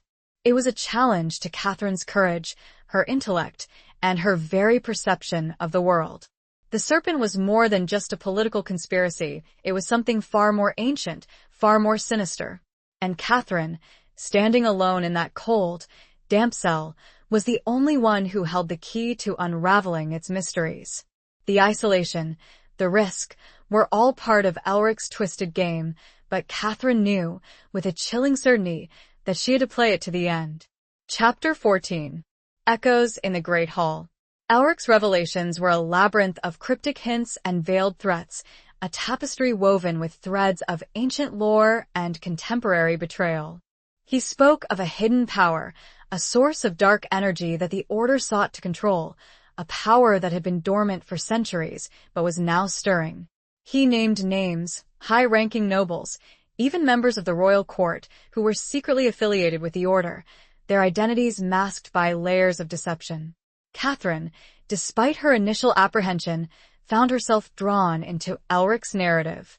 She listened intently, her mind racing, piecing together the fragments of information, trying to make sense of the complex web of conspiracy. She pressed him for details, for proof, for anything that could help her expose the remaining members of the Order. Elric, in turn, seemed to relish her attention, his eyes gleaming with a strange mixture of malice and respect. He was a man who craved power, who reveled in secrets, and he seemed to enjoy the intellectual sparring, the challenge of revealing just enough to keep her engaged, while withholding enough to maintain his leverage. As the hours passed, the guards outside the cell grew restless. Lord Gareth, concerned for Catherine's safety, sent a message, urging her to conclude the interrogation. But Catherine was determined to learn more. She sensed that Elric was close to revealing something crucial, something that could break the Order's power once and for all.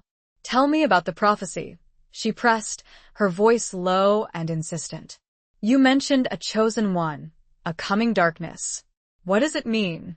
Elric hesitated, his gaze shifting away from hers. He seemed to be struggling with some inner conflict, weighing his options. "The prophecy is ancient," he finally said, his voice barely a whisper. "It speaks of a time when the serpent will rise again, when the old gods will return, when the world will be plunged into darkness." "And the chosen one?" Catherine asked. "Who is it?" Elric's eyes met hers, a flicker of something unreadable in their depths. "The chosen one is the key," he said. "The one who can control the power, who can unleash the darkness, or prevent it." "Who is it, Elric?" Catherine repeated, her voice urgent. "Tell me." He leaned closer, his voice dropping to a conspiratorial whisper. "The chosen one is closer than you think." Before he could say more, a sudden commotion erupted outside the cell. The sound of shouting, of clashing steel, of screams. The guards outside the door were attacked. Catherine and Elric, startled, looked at each other, their eyes wide with alarm. The cell door burst open, and a figure stood in the doorway, silhouetted against the flickering torchlight. It was not one of the king's guards. It was a woman, clad in black, her face hidden by a hooded cloak. She held a sword in one hand, dripping with blood. "Elric," she said, her voice cold and menacing. "You have spoken too much." Before Catherine could react, the woman lunged at Elric, her sword flashing in the dim light. Elric, unarmed and weakened, was no match for her. The sword pierced his heart, silencing him forever. Catherine screamed, her mind reeling in horror.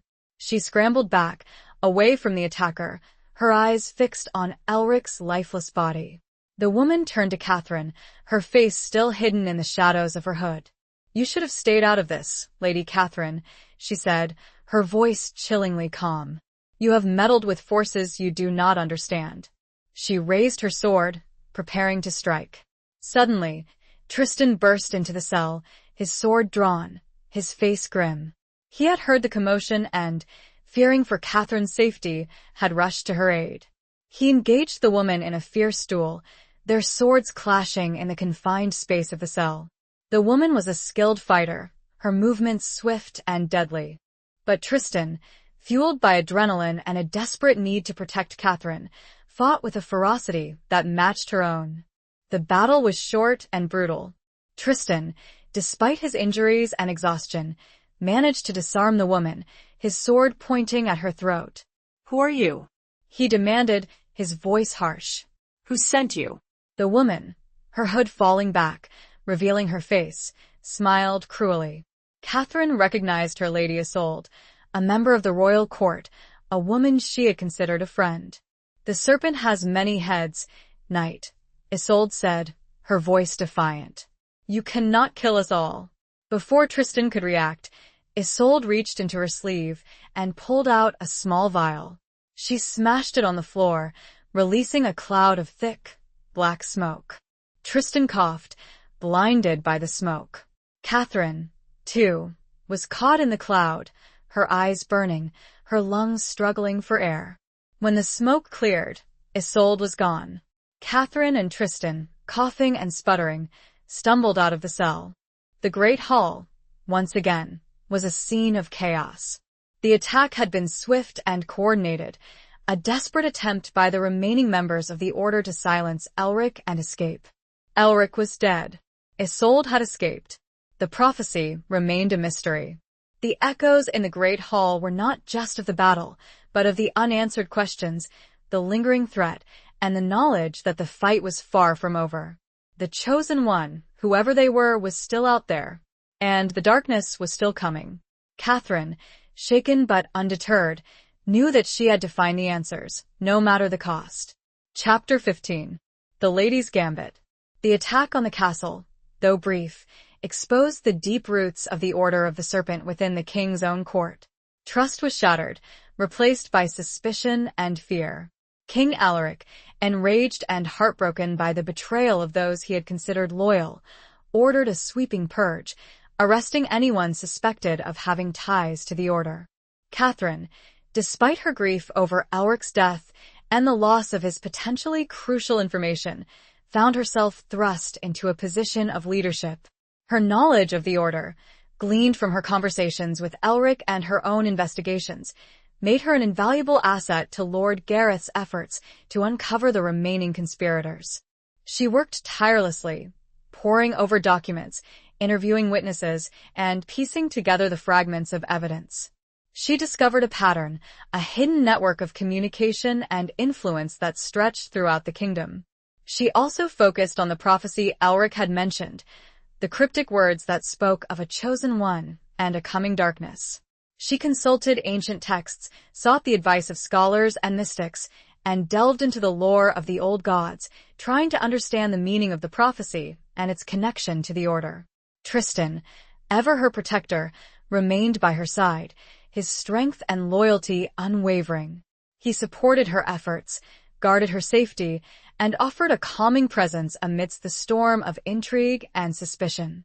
He also wrestled with his own demons, the guilt over Alaric's death, the frustration of Isolde's escape, and the growing fear that they were fighting an enemy they could not comprehend. One evening, as they sat together in Catherine's chambers, reviewing the evidence they had gathered, Catherine had a breakthrough. She noticed a recurring symbol in the documents related to the Order, a symbol that she had seen before the serpent coiled around a broken sword, but with a subtle addition, a single, stylized tear dropped beneath the sword's hilt. "This is it," she said, her voice filled with excitement. "This is the key." Tristan looked at the symbol, his brow furrowed. "What does it mean?" "I don't know yet," Catherine said. "But I've seen it somewhere before, I just can't remember where." She racked her brain, trying to recall the context in which she had seen the symbol. She searched through her memories, through the images of the tapestries, the carvings, the illuminated manuscripts they had examined. Suddenly, it came to her. The locket. Her father's locket, the one she always wore, the one that contained his miniature portrait. She reached for the locket, her fingers trembling. She opened it, revealing the portrait of her father, a stern but loving face that always brought her comfort. And there, engraved on the back of the locket, almost invisible to the naked eye, was the symbol of the serpent, the broken sword, and the single tear drop. Catherine gasped, her heart pounding in her chest. "My father, he knew," she whispered. "He knew about the prophecy about the chosen one."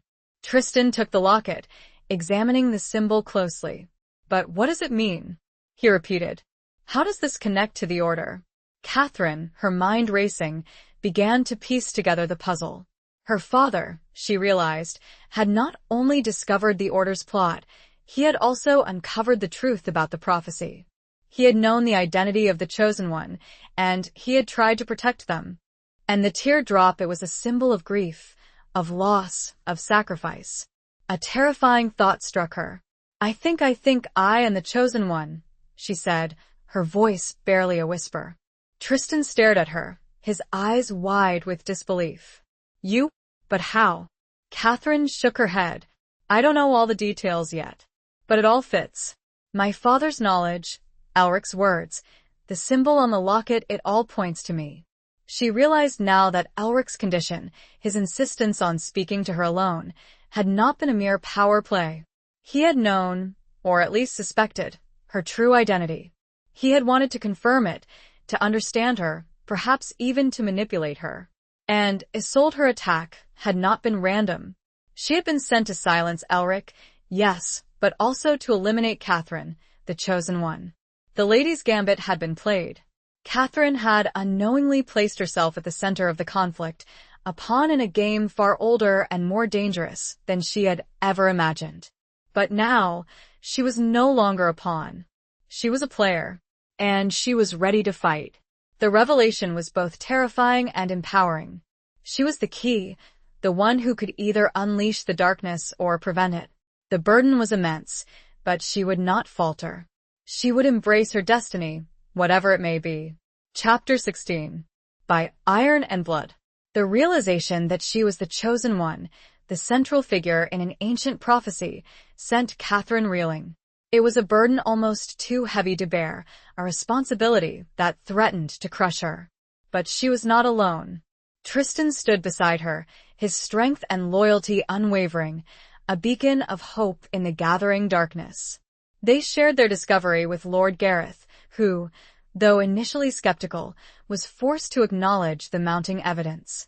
He redoubled his efforts to track down Isolde and the remaining members of the Order, knowing that they would be seeking to either eliminate Catherine or exploit her power for their own ends. Catherine, meanwhile, delved deeper into the lore of the old gods, seeking to understand the nature of the prophecy and her role in it. She discovered that the prophecy spoke of a time of great upheaval, a time when the balance between light and darkness would be tested. The chosen one, a descendant of an ancient lineage, would possess the power to tip the scales, either plunging the world into eternal night or ushering in an era of peace and prosperity. The Order of the Serpent, she learned, sought to control the chosen one, to harness their power and unleash the darkness, believing that it would grant them ultimate dominion over the world. Catherine was determined not to let that happen. She would not be a pawn in their game. She would use her power, whatever it may be, to defeat the Order and protect the kingdom. But how? She did not know the extent of her power, nor how to access it. She felt a strange energy within her, a dormant force that hummed beneath her skin, but she had no control over it. She sought the guidance of an old woman, a wise woman who lived in a secluded hermitage in the forest, a woman who was said to possess knowledge of the old ways. The old woman, whose name was Alara, listened to Catherine's story, her eyes, ancient and knowing, studying her intently. This is not the Alara from previous chapters. To avoid name confusion, and given medieval naming conventions, the use of a repeated name is acceptable and realistic within the narrative. The power is within you, child, the wise Alara said. But it is bound dormant. It must be awakened. How? Catherine asked. How do I awaken it? The wise Alara smiled, a cryptic expression on her wrinkled face. Through trial, she said. Through sacrifice. Through love. Catherine pondered these words, her mind filled with questions. What trials awaited her? What sacrifices would she have to make? And what role did love play in all of this? She returned to the castle, her heart heavy with the weight of her destiny. She knew that the final confrontation with the Order was inevitable. She had to be ready. And then it happened. A messenger arrived, bearing a single black feather and a scroll sealed with the emblem of the Order the Serpent, the broken sword, and the single tear drop. The message was brief, chillingly simple. Come to Dunmere. Face us. Or watch your kingdom burn. It was a challenge, a declaration of war. Isolde and the remaining members of the Order had gathered at Dunmere, Catherine's ancestral home, and were threatening to unleash their power upon the kingdom unless she surrendered to them. Catherine's blood ran cold. Dunmere, her home, her people, her brother all in danger. She knew she had no choice. She had to go. She had to face them. She looked at Tristan, her eyes filled with a mixture of fear and determination. They're at Dunmere, she said, her voice trembling. They want me. Tristan's face hardened. Then we go to Dunmere, he said. Together. King Alaric, informed of the situation, offered to send his army to Dunmere, but Catherine refused. She knew that this was a battle she had to fight alone, or at least with a select few. A full-scale assault would only endanger the lives of her people and risk triggering the very darkness the Order sought to unleash. She chose a small band of trusted companions, Tristan, Lord Gareth, and a handful of skilled warriors. They would travel to Dunmere under the cover of darkness, hoping to surprise the Order and rescue Edward, her brother. As they prepared to depart, Catherine stood before the king, her head held high, her eyes filled with resolve. I will face them, Your Majesty, she said. I will protect my people. I will not let the darkness win. The king embraced her, his voice filled with emotion. You are a true queen, Catherine, he said. May the light guide you. They rode through the night, their hearts pounding with a mixture of fear and anticipation. The fate of Dunmere, of the kingdom, perhaps even of the world, rested on their shoulders. They were bound by iron and blood, by the iron of their weapons, the blood of their loyalty, and the shared destiny that awaited them. The challenge had been issued, the gauntlet thrown. And Catherine, the chosen one, was ready to answer it. Chapter 17. The Weight of Honor. The journey to Dunmere was fraught with tension. Every shadow seemed to hold a hidden threat. Every rustle of leaves sounded like the approach of enemies. They traveled in silence, their minds focused on the task ahead, the grim reality of the impending confrontation weighing heavily upon them. As they neared Dunmere, they saw a dark cloud hanging over the castle, an unnatural gloom that seemed to emanate from the very stones. The air was thick with a strange energy, a palpable sense of dread that sent shivers down their spines. They approached the castle cautiously, concealing themselves in the surrounding forest. Tristan, scouting ahead, discovered that the Order had fortified the castle, posting guards at every entrance, their black banners bearing the serpent emblem flapping ominously in the wind. They knew that a direct assault would be suicidal. They needed a plan, a way to infiltrate the castle and rescue Edward without triggering a full-scale battle. Catherine, remembering the secret passages she had used as a child, suggested a daring scheme. They would enter the castle through the old, forgotten tunnels that led beneath the walls, hoping to reach Edward's chambers undetected. It was a risky plan, but it was their only chance. Under the cover of darkness, they slipped into the forest, making their way to the hidden entrance of the tunnels, a narrow opening concealed beneath a thicket of ancient trees. Tristan, armed with a torch, led the way, followed by Catherine, Lord Gareth, and the remaining warriors. The tunnels were dark and damp, the air thick with the smell of mildew and decay. The silence was oppressive, broken only by the drip of water and the occasional scuttling of rats. As they navigated the labyrinthine passages, Catherine felt a growing sense of unease. The air grew colder, the darkness deeper. She felt the strange energy she had sensed before, the dormant power within her, stirring, responding to the presence of the Order. Suddenly, they heard voices ahead. They pressed themselves against the wall, their hearts pounding. 2 guards, clad in the black livery of the order, passed by, their conversation revealing their intentions. Isolde grows impatient, one guard said. She demands the chosen one. She will have her soon enough, the other guard retorted. The ritual is prepared. The darkness will be unleashed. They continue down the passage, their voices fading into the distance. Catherine's blood ran cold. Ritual? Unleashing the darkness? She had to stop them. She had to reach Edward before it was too late.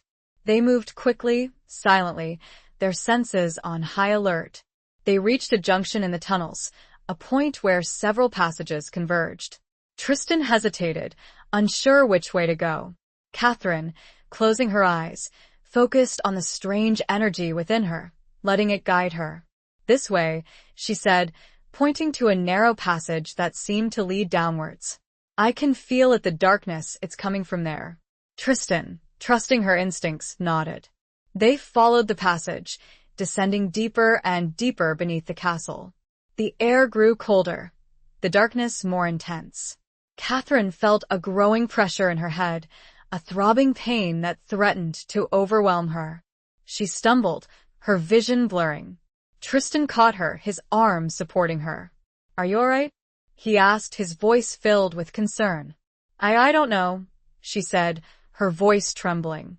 I feel strange, like something is trying to take control. She knew it was the power within her, the power the order sought to exploit. It was awakening, responding to the proximity of the ritual, of the darkness they were about to unleash. She had to control it. She had to resist. She focused on Tristan, on his strength, his loyalty, his love. She drew strength from him, from their shared purpose, from their unwavering commitment to each other. The pain subsided, her vision cleared. She straightened, her resolve renewed. I'm all right, she said, her voice firmer now. Let's go. They continued down the passage, their steps echoing in the oppressive silence. They reached a large, cavernous chamber, dimly lit by flickering torches. And there, in the center of the chamber, they saw it. A circle of stones, ancient and weathered, marked the center of the room. Within the circle, runes were carved into the floor, glowing with an eerie, unnatural light. And standing before the circle, surrounded by members of the order, was Isolde. She held Edward captive, a dagger pressed to his throat. The weight of honor, of responsibility, of the prophecy itself, pressed down on Catherine. She knew that this was the moment of truth, the moment where she would either succumb to the darkness or rise to meet it. And she knew, with a certainty that burned in her heart, that she would not fail. She would not let her brother, her people, or Tristan down. The battle had begun, not of steel against steel, but of will against will, of light against darkness. Chapter 18. A Kingdom's Fate. The sight of Edward, held captive by Isolde, ignited a fury in Catherine she had never known before. The fear was still there, but it was overshadowed by a fierce, protective rage. She would not let them harm him. She would not let them win. Let him go, Isolde. Catherine shouted, her voice echoing through the chamber. Isolde turned to face her, a cruel smile on her lips. Ah, the chosen one, she said. You have arrived. Just in time for the ritual. This ends here, Isolde, Catherine said, her voice firm. Release Edward, and surrender. Isolde laughed, a harsh, mocking sound. Surrender?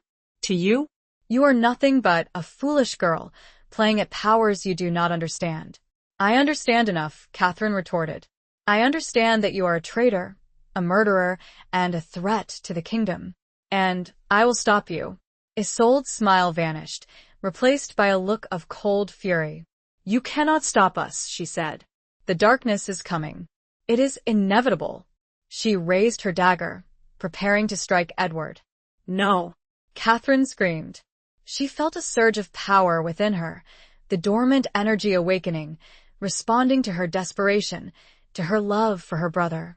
It flowed through her veins, tingling in her fingertips, filling her with a strange, exhilarating strength. She raised her hands, instinctively, and a wave of energy erupted from her, a blinding flash of light that filled the chamber. The light struck Isolde, throwing her back, releasing Edward from her grasp. The members of the order cried out in surprise and fear, shielding their eyes from the intense glare. Tristan, Lord Gareth, and the warriors, taking advantage of the confusion, charged into the chamber, their swords flashing. They engaged the order's guards, the clash of steel echoing through the cavern. Catherine, stunned by her own power, stumbled forward, reaching for Edward. He ran to her, embracing her tightly, his body trembling with fear. "Are you all right?" she asked, her voice filled with concern. "Yes," he said, his voice shaking. "But what was that? What did you do?" Catherine didn't have time to explain. Isolde, recovering from the blast of energy, rose to her feet, her face contorted with rage. "You may have power, girl," she said, "but you do not know how to control it. You are a danger to yourself and to everyone around you." She raised her hands, and a dark energy began to gather around her, swirling like a vortex, crackling with ominous power. "The darkness will consume you," she said. "It will consume us all." Catherine knew that she had to stop Isolde, to prevent her from unleashing the darkness. But how? She still didn't understand her own power, let alone how to control it. She looked at Tristan, fighting fiercely against the order's guards. She saw the love in his eyes, the unwavering loyalty, the courage that had always inspired her. And then, she remembered the words of the wise Alara. Through trial, through sacrifice, through love. Love. It was the key. It was the source of her strength, the anchor that kept her grounded, the force that could control the power within her. She focused on Tristan, on her love for him, on her love for Edward, for her people, for her kingdom. She channeled that love, that fierce, protective emotion, into the energy that surged within her. The light returned, brighter than before, radiating from her body, illuminating the chamber. It was not a destructive force, but a healing one, a force of protection, of hope.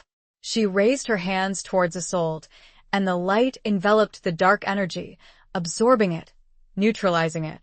Isolde screamed in rage and frustration, her power dissolving, her body weakening. She collapsed to the ground, defeated. The remaining members of the order, seeing their leader fall, their power broken, surrendered. The battle was over. Catherine, exhausted but triumphant, stood amidst the chaos, the light slowly fading from her body. She had done it. She had controlled the power. She had defeated the order. She had saved her brother, her kingdom. Tristan rushed to her side, embracing her tightly. "You did it, Catherine," he said, his voice filled with awe and relief. "You saved us all." Lord Gareth, his face grim but satisfied, surveyed the scene. "The Order of the Serpent is no more," he said. "Their threat is ended." Edward, clinging to Catherine's side, looked at her with a mixture of fear and admiration. "You're a hero," he said. Catherine smiled, a weary but heartfelt smile. She was no hero. She was just a woman, a sister, a lover, a leader, who had found the strength within herself to fight for what she believed in. The fate of the kingdom had hung in the balance, resting on her shoulders, on her ability to control the power within her. And she had succeeded. The darkness had been held at bay, the light had prevailed. But the prophecy, she knew, was not yet fulfilled. The chosen one had risen, had faced the darkness, but the final chapter was yet to be written. For now, though, there was peace. A hard one, fragile peace. And Catherine, surrounded by those she loved, could finally breathe. Chapter 19. Beyond the Walls. The aftermath of the battle at Dunmere was a time of healing and rebuilding. The castle, though scarred by the conflict, slowly returned to life. The villagers, initially fearful and apprehensive, gradually emerged from their hiding places, their faces etched with a mixture of relief and gratitude. Edward, though traumatized by his captivity, found comfort in Catherine's presence, his bond with his sister strengthened by their shared ordeal. He began to show signs of his former self, his laughter, though hesitant at first, gradually returning, filling the halls of Dunmere with a fragile sense of hope. Tristan remained by Catherine's side, his unwavering support a source of strength and comfort. Their love, forged in the crucible of danger and adversity, had deepened, becoming a bond that transcended the trials they had faced. They spent hours together, walking the battlements, riding through the surrounding countryside, talking of the future, of their hopes and dreams. Lord Gareth, having fulfilled his duty to the king, returned to his own estate, leaving behind a contingent of guards to ensure Dunmere's security. He promised to remain in close contact, offering his counsel and assistance whenever needed. Catherine, now fully recognized as Lady of Dunmere, took on her responsibilities with a newfound maturity and determination. She oversaw the repairs to the castle, tended to the needs of her people, and worked to restore peace and prosperity to her lands. But she could not forget the prophecy, the lingering threat of the darkness, the knowledge that she was the chosen one, destined to play a crucial role in the unfolding events. She continued to study the ancient texts, seeking to understand the full extent of her power and the nature of the final confrontation that awaited her. She practiced controlling the energy within her, learning to channel it, to shape it, to use it for healing and protection. One evening, as she stood on the battlements, overlooking the valley below, she felt a strange stirring within her, a sense of urgency, a call to action. She looked out at the horizon, at the distant mountains, and she knew that the time had come. She had to go beyond the walls, beyond the safety of Dunmere, beyond the familiar confines of her kingdom. She had to seek out the source of the darkness, to confront it, to fulfill the prophecy. She shared her decision with Tristan, her voice filled with a mixture of apprehension and determination. "I have to go," she said. "I have to find the source of the darkness, to end this once and for all."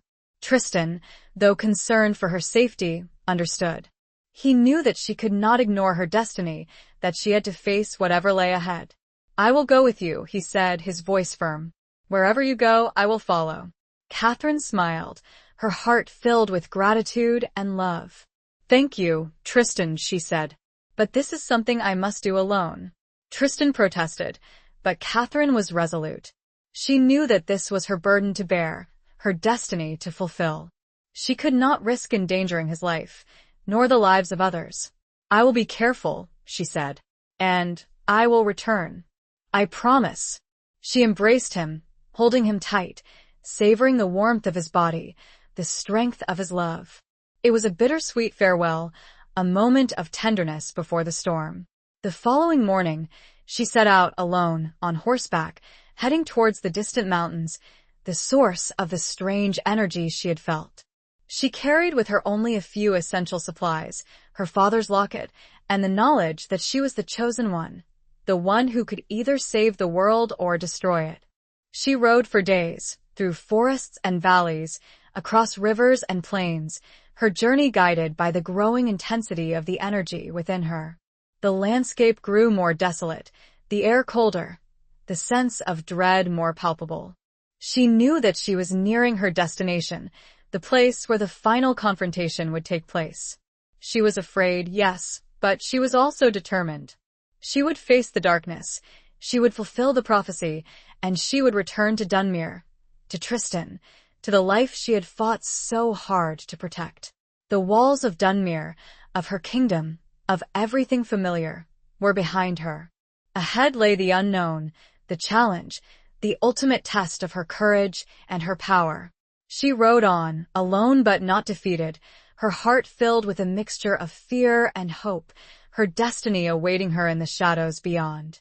Chapter 20. The Reckoning of Love and Duty. The mountains loomed before Catherine, their peaks shrouded in mist, their slopes treacherous and forbidding. The air was thin and cold, the silence broken only by the occasional cry of a hawk circling overhead. She felt the darkness, a palpable presence, a malevolent force that seemed to emanate from the very heart of the mountains. She dismounted, her horse sensing her unease, its breath misting in the frigid air. She tethered it to a stunted tree, knowing that she would have to continue on foot. She followed a narrow, winding path, her steps careful and deliberate.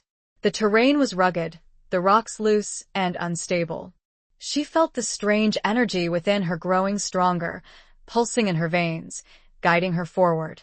She reached a cave, its entrance hidden behind a curtain of cascading water. The air around the cave was colder, the darkness more intense.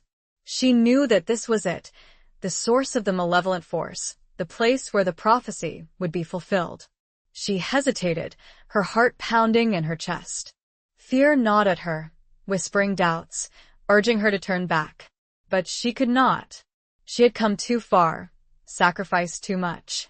She had to face the darkness, whatever it may be. She took a deep breath, steeling her resolve, and entered the cave. The interior of the cave was vast and echoing, the air thick with the smell of sulfur and decay. The only light came from the faint glow of phosphorescent fungi that clung to the walls, casting an eerie, greenish hue over the scene. In the center of the cave, she saw a pool of water, its surface black and still, reflecting the faint light like a mirror. And standing before the pool, she saw a figure, cloaked and hooded, their face hidden in shadow. "You have come," the figure said, their voice a low, resonant whisper that echoed through the cave. Catherine recognized the voice. It was Isolde, but it was different, deeper, more powerful, imbued with a strange, otherworldly quality. "Isolde," Catherine said, her voice trembling slightly. "It is you." The figure chuckled, a chilling, mirthless sound. "Isolde is gone," the voice said. "She is merely a vessel, a conduit for the true power." The figure raised their hands, and the water in the pool began to churn, swirling violently, as if stirred by some unseen force. A dark energy emanated from the pool, filling the cave, pressing down on Catherine, making it difficult to breathe. "The darkness is here," the voice said. "It is time for the prophecy to be fulfilled." Catherine felt the power within her responding to the darkness, surging, threatening to overwhelm her.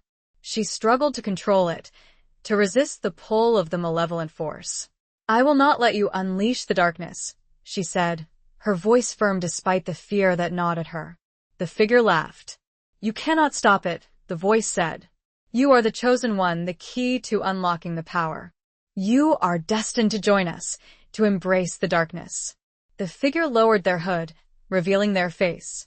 It was Isolde, but her eyes were black, devoid of any humanity, filled with a cold, malevolent light.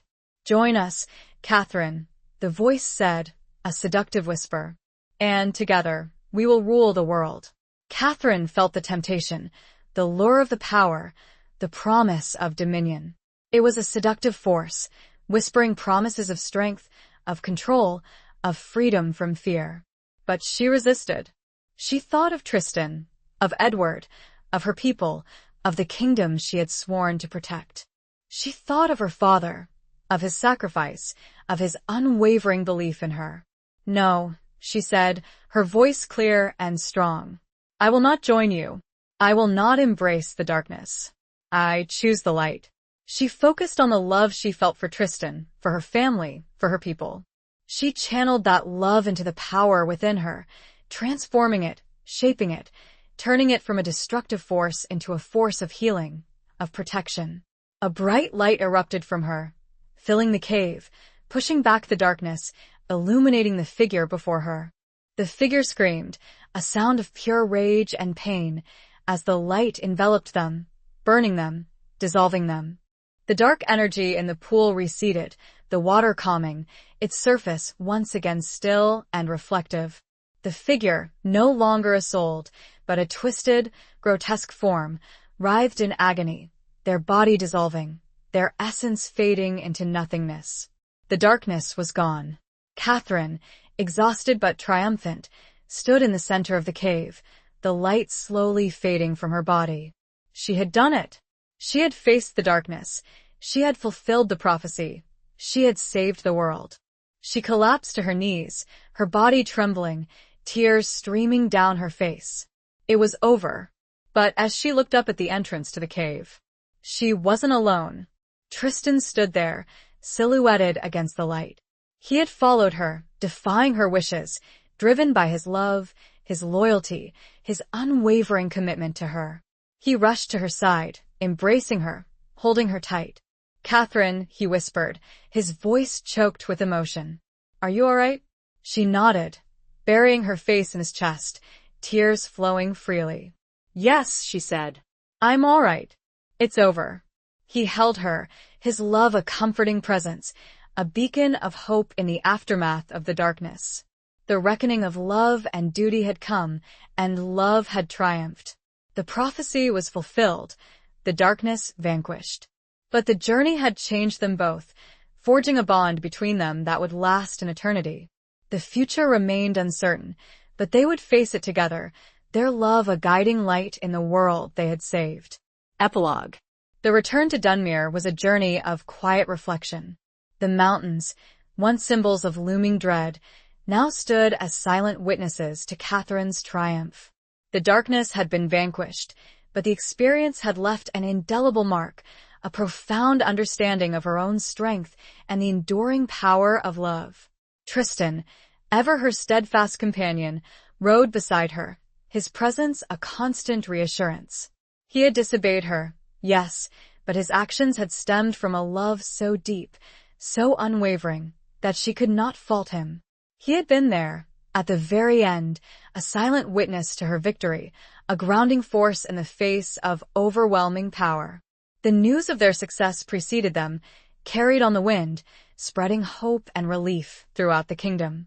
King Alaric, overjoyed at Catherine's safe return and the final defeat of the Order of the Serpent, declared a day of celebration, a testament to the courage and resilience of those who had fought for the light.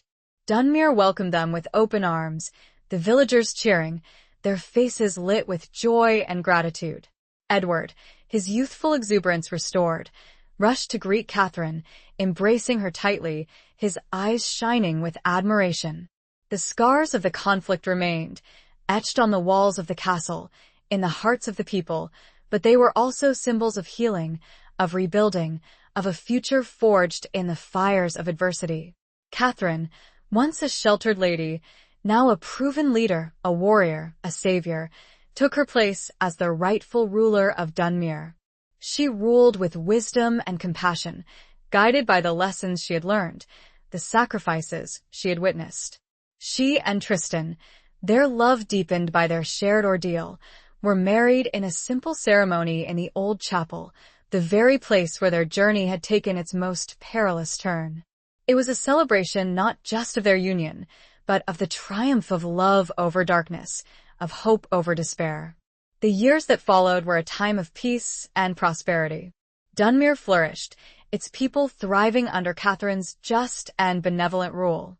The kingdom, freed from the threat of the Order of the Serpent, entered an era of stability and growth. Catherine never forgot the prophecy, the power she wielded, the responsibilities she carried.